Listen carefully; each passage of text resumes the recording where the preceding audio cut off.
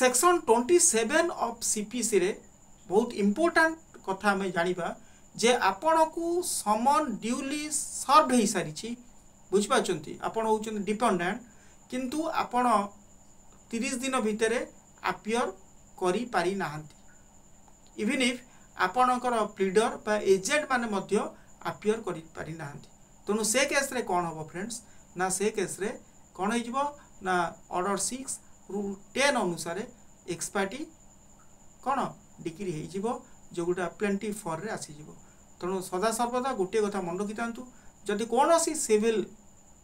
suit आपण against institute होउची एवं आपण को कोर्ट को अपियर हेबा पई कि समन पठा जाउची तेणु आपण तुरंत